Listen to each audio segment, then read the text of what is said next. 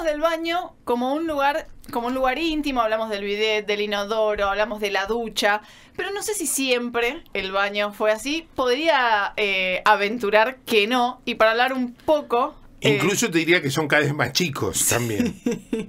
Pero viste, también pasó la moda, antes era la bañera, ahora ya no es la bañera, Sí. pero ahora vuelve la bañera, pero como la de pie. Sí, sí. Para hablar un poco de la historia de los baños en términos de arquitectura, estamos en comunicación telefónica con Luis María Albornoz. Él es arquitecto, titular del estudio Albornoz y Asociados. Muy buenos días, Luis María, Lucía Genovesi y Federico Recaño te saludan. ¿Cómo andás, Luis? Buenos días, ¿cómo andás, Fede? ¿Cómo andás, Lucía? ¿Cómo están los dos? Muy bien, muy bien. Muy bien, gracias por atendernos. Bueno, hoy reciente decía, el baño lo conocemos como un lugar íntimo, un lugar íntimo que conserva cierta estética, con un bidet, con un inodoro, con una ducha, pero el baño no fue siempre así. No, en realidad la historia de los baños está vinculada obviamente a la historia del saneamiento. No quiero irme tan lejos, pero el tratamiento de las crecencias humanas y por otra parte la provisión de agua para la limpieza fueron lo que con el tiempo fueron moldeando la necesidad de armar los baños. En un principio era, en el neolítico era toda la naturaleza era el baño. Claro. Después cuando se fueron conformando cuando el hombre pasó de ser cazador a ser productor y agricultor, entonces empezaron las aglomeraciones de a poco que fueron dando forma a la ciudad. Y con eso empezó a verse cada vez más gente qué pasaba con los desechos humanos. O sea, así empezó una larga historia que se remonta por las huellas que hay, ¿no? Desde la época de Babilonia, desde los asirios, los caldeos, esos son los primeros restos que hay de inodoros y esas cosas, digamos, por decirlo de alguna manera. No todavía. No todavía. Porque, había zanjas, canales, porque empezaban a ver qué hacían con todo eso. Y empezaron por otra parte paralelamente el tema de los baños termales. Todas esas civilizaciones, aparte de la necesidad de sacar los efluentes,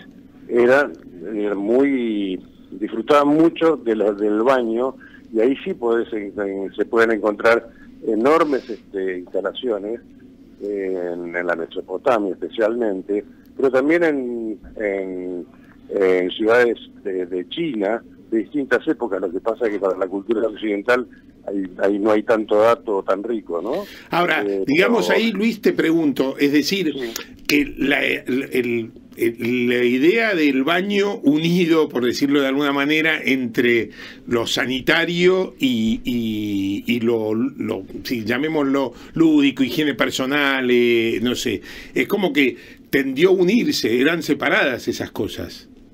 Exactamente, iban unidas, y además no estaba incorporado como habitación, digamos, podías encontrar cavernas, pero no encontrabas una caverna con baño, un baño compartido. Sí, sí, sino que se fue con el proceso de culturación y se fue convirtiendo de a poco en instalaciones. Primero eran públicas, pero sobre todo vinculadas al baño de bañarse. Sí, y después, cuando empieza ya saltando la revolución industrial, que las aglomeraciones empiezan a hacerse cada vez mayores, las ciudades empiezan a volverse bastante invivibles, un olor a baño que no te cuento, claro.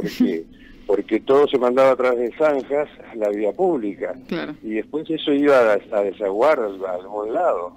Entonces, eso sí, hay muchísimos relatos, y a mí me encanta la música clásica. Por ejemplo, he leído biografías de Mozart, y él contaba cómo viviendo en un segundo o tercer piso, una casa de 3 plantas, bajaban con los baldes a tirar a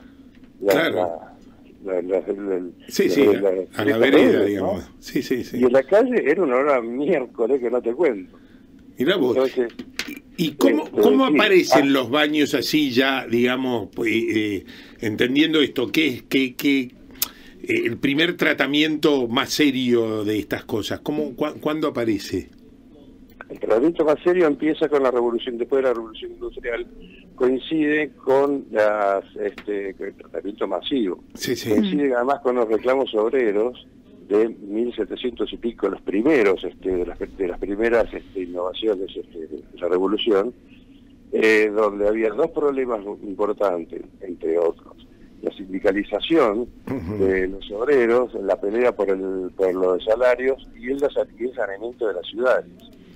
Entonces ahí se junta con hay algunas innovaciones que son los caños de barro cocido, que ya venían de antes, pero que se empezaron a usar más masivamente y empezar a sanear el contexto urbano porque era invivible.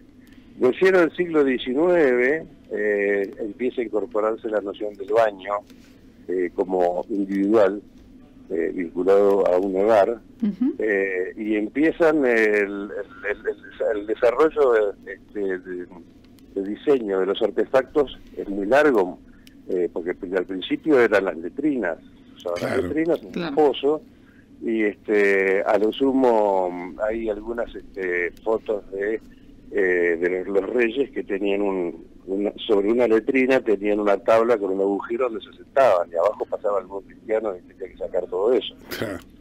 Entonces, y ya el bidet es un invento más de fines de principios del siglo XX y el refinamiento, porque había que contar para eso con cañerías que fueran metálicas, con griferías.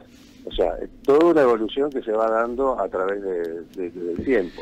Bien, y hay la aparición de determinados baños. Digo, viste que uno habla del baño turco, bueno, los baños romanos, distintos tipos de baño. ¿Esto era por costumbres previas o era por dos razones, por razones de baño y por razones de socialización. Ajá. Y además no siempre, y ya había diferenciación. La nobleza tenía sus baños públicos, sus baños termales, quiero decir, y que no eran compartidos con toda la sociedad. Hay otros que no tenían directamente. Pero en los baños termales han sido lugares de lobby político que habría que estudiar. Claro, esto habría que decir las cosas que se hicieron ahí en esos baños, ¿no? Exactamente. Muchos golpes se han planeado en los baños termales. Bien. Y el tema del agua caliente, ¿cómo fue evolucionando eso? Porque entiendo que al principio se calentaba, con calderas y demás, calderos, por decirlo de alguna manera. Empezaron ya están muy metidos en la cultura humana por las aguas termales. Por eso. Así, un chorro de agua. Sí. Entonces, una vez que te acostumbraste a tener agua caliente, buscar la forma. Claro. O sea, se calienta con caldero, se calienta como sea, ¿no? Hasta que se llega a las instalaciones industriales del fin del siglo XIX y principio del siglo XX. Luis, sí. ¿Hay un momento en el que el baño se despega un poco, pasa a ser un segundo plano esta cuestión de higiene y pasa a ser como un lugar desde decoración hasta una cuestión de estatus? Digo, esto de tener baño en suite o un baño recibidor para lavarse las manos. ¿Esto cuándo se puede identificar? No, eso es claramente del siglo XX, en forma... Siempre hay ejemplos sueltos en distintas épocas, pero ya incorporado culturalmente es del siglo XX, del principio del siglo XX, y además va vinculado a la noción del placer, del disfrute. Sí.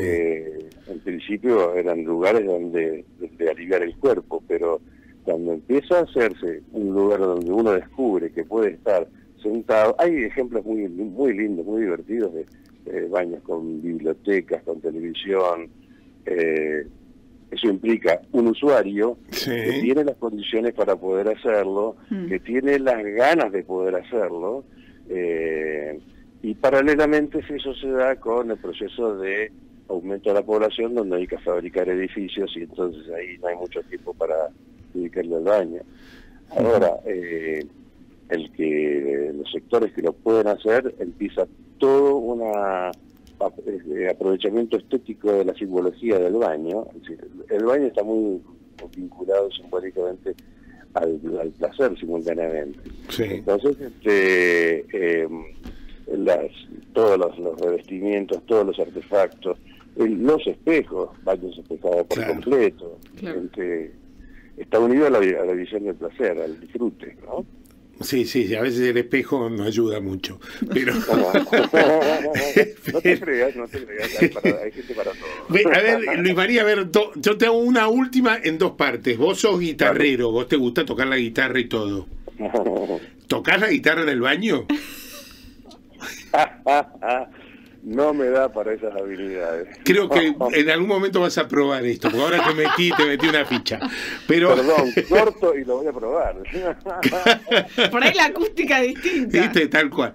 No, pero ¿cuál sería el desafío hoy de los baños? Esto sería un poco la cosa, pensando en lo ambiental, pensando en esto. ¿Cuál es el desafío hoy de los baños? Hablo en las construcciones y demás. El desafío de los baños está bastante... está desplazado hacia el tratamiento, no sé cómo para qué lado estás pensándolo vos, pero el desafío es el tratamiento de los efluentes locales, claramente. Dentro de eso, en la problemática del baño solo, sí tiene que tener en cuenta algunas cosas. Por ejemplo, los baños para mayores. Bien. Entonces, se está dejando de usar, y además porque el ritmo de vida...